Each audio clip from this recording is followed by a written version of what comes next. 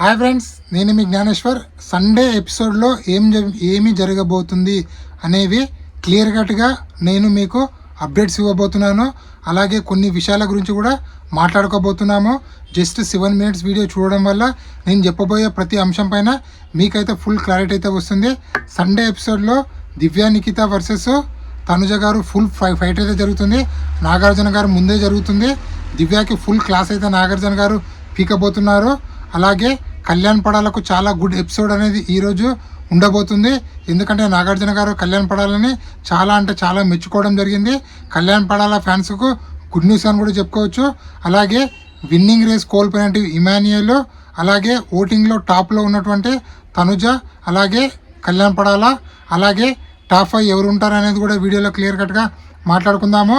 అలాగే ఆడియన్స్తో కంటెస్టెంట్స్కి class peak ఇచ్చినటువంటి నాగమామ, దాని గురించి కూడా మాట్లాడుకుందాము. అలాగే సేవింగ్ ఆర్డర్ ఎలా ఉండబోతుంది, అలాగే ఎలిమినేషన్ రౌండ్ ఎవరెవరి మధ్యలో ఉండబోతుంది అనేది క్లియర్ కట్గా మాట్లాడుకుందాము. ఆల్రెడీ మనం డబుల్ ఎలిమినేషన్ ఉంటుందని చెప్పాం కదా. ఆల్రెడీ నిన్న రాము ఎలిమినేట్ అయ్యాడు, ఈరోజు ఇంకొకరు ఎలిమినేట్ అవుతారు. సో టోటల్గా డబుల్ ఎలిమినేషన్ అయితే ఉండబోతుంది. ఫస్ట్ ఆఫ్ ఆల్ నా పేరు జ్ఞానేశ్వర్. నాకు ఒక ఇన్స్టాగ్రామ్ ఐడి ఉంది. ఆ ఇన్స్టా ఐడి పేరు జ్ఞానేశ్వర్ బీబీ రివ్యూస్ అని ఉంటుంది.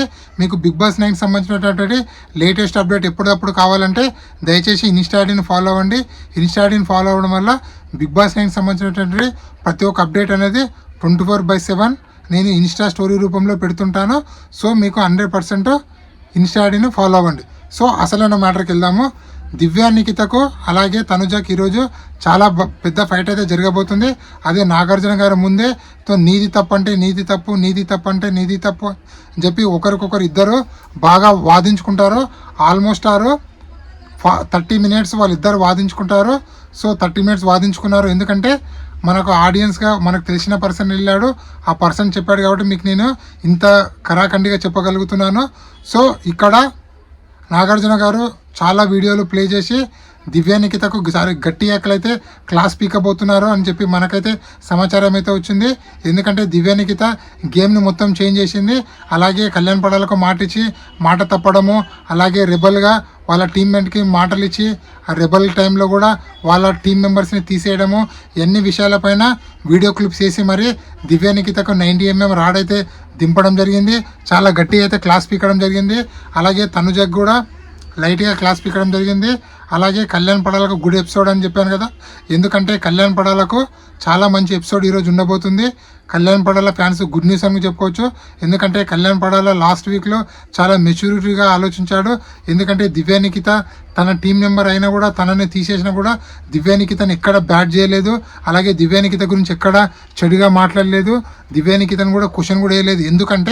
ఎందుకు క్వశ్చన్ వేయలేదు, ఎందుకు స్టాండ్ తీసుకోలేదు అంటే దివ్యా నిఖిత రెబల్ అని తెలిసిన కళ్యాణ్ పడాలకు తెలుస్తుంది.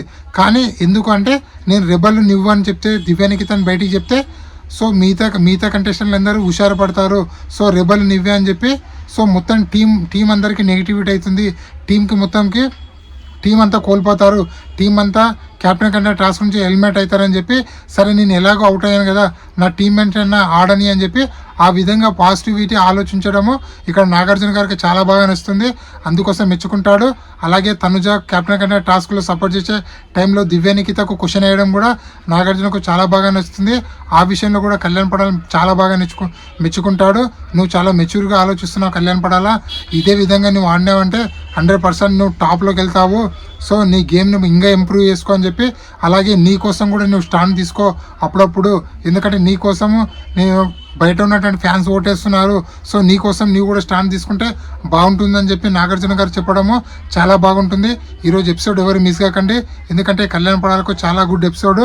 అలాగే విన్నింగ్ రేస్ కోల్పోయినట్టు ఇమాన్యుయల్ అని ఎందుకన్నానంటే నిన్న చాలా సెల్ఫిష్గా గౌరవ్ పవర్ని యూజ్ చేసి తన లవర్ నుంచి ఆడియో రికార్డ్ అనే ఆడియోని వినడం జరిగింది. అది చూసే ఆడియన్స్కి ఎవరికి నచ్చలేదు.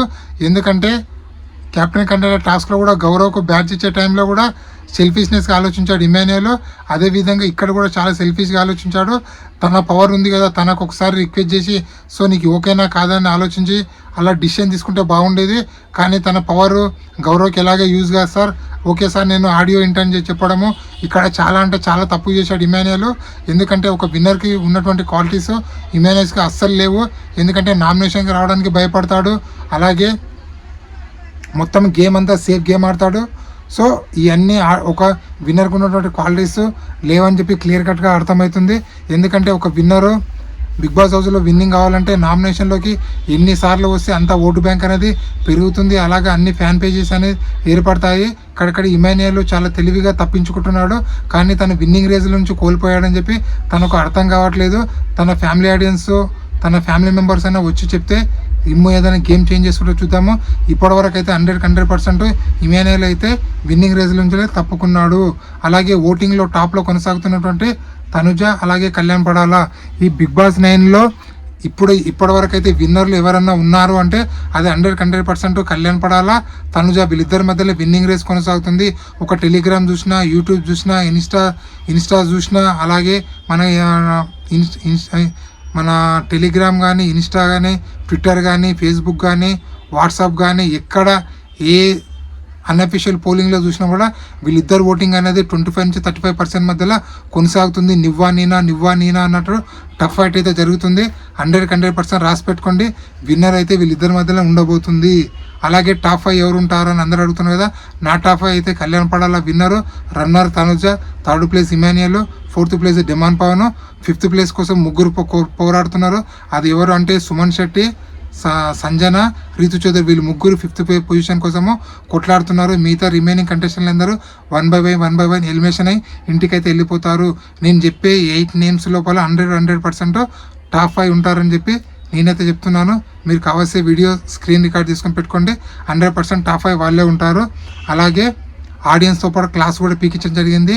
బిగ్ బాస్ హౌస్లో ఉన్న కంటెస్టెంట్లో నిన్న ఆడియన్స్ ఓట్లు వేశారు కదా, ఎవరు టాప్లో ఉన్నారో ఆ కంటెస్టెంట్లు అందరికీ ఆడియన్స్ ద్వారా క్లాస్ అయితే పీకించాడు. ఇక్కడ తనుజాకు నువ్వు గేమ్ స్పిరిట్ లేవు, గేమ్ను పాజిటివ్గా తీసుకో, ప్రతిదీ నెగిటివ్గా తీసుకోకు, అందరు నా గురించి ఆలోచించాలని తీసుకోకని తనుజాకి చెప్తారు. అలాగే పవన్ కళ్యాణ్కు నీ గురించి నువ్వు కూడా స్టాండ్ తీసుకో, అలాగే నీ గేమ్ ఇంకా కొద్దిగా ఇంప్రూవ్ చేసుకొని చెప్తారు. అలాగే ఇమాన్యుయల్కి నువ్వు చాలా సెల్ఫిష్గా ఉన్నావని చెప్తారు. అలాగే సుమన్ శెట్టికి నువ్వు ఎక్కువగా గేమ్లో ఇన్వాల్వ్ అవ్వని చెప్తారు. అలాగే మన ఇక్కడ దివ్యానికితకు నువ్వు చాలా సెల్ఫీస్గా ఆలోచిస్తున్నావని చెప్తారు. అలాగే సంజన గారికి నువ్వు అసలు కనిపించట్లేదని, మిగతా ఉన్నటువంటి కంటెస్టెంట్లందరికీ మీరు అసలు కనిపించట్లేదని, బర్నీ గారికి మీరు ఇంకా మాస్క్తో ఆడుతున్నారు, సేఫ్ గేమ్ ఆడుతున్నారు అని చెప్తారు. సో ఇది అప్డేటు. అలాగే సేవింగ్ ఆర్డర్ ఎలా ఉందంటే నిన్న పవన్ కళ్యాణ్ ఆల్రెడీ సేవ్ అవ్వడం జరిగింది. దాని తర్వాత రాము గారు ఎలిమినేట్ అవ్వడం జరిగింది. సో దాని తర్వాత తనుజ సేవ్ అవుతుంది. తనుజ తర్వాత సుమన్ శెట్టి తర్వాత సంజన సేవ్ అవుతారు. దాని తర్వాత ఎలిమినేషన్ రౌండ్ అనేది ఇక్కడ బర్నీ గారికి, సాయి శ్రీనివాస్ వీళ్ళిద్దరి మధ్యలో ఉండబోతుంది. అప్పుడు పవరస్త్ర వాడుతావా అని చెప్పి ఇమాన్యుయల్కి అడగడం జరుగుతుంది. ఇమాన్యుయల్ సైలెంట్ ఉంటాడు.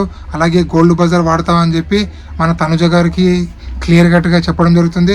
అప్పుడు తనుజ గారు ఆలోచిస్తున్న టైంలో నాగార్జున గారు చెప్తారు, ఒకవేళ నువ్వు గోల్డ్ బజార్ వాడినావంటే, నీ దగ్గర ఉన్నటువంటి బజార్ పవర్ వాడినావంటే ఇక్కడ సాయి శ్రీనివాస్కి వాడితే ఒకవేళ సాయి శ్రీనివాస్ సేవ్ అయ్యి బర్నీ గారు ఎలిమినేట్ అవుతారని చెప్పి కొంచెం ఇన్ఫ్లుయెన్స్ చేయడం జరిగింది.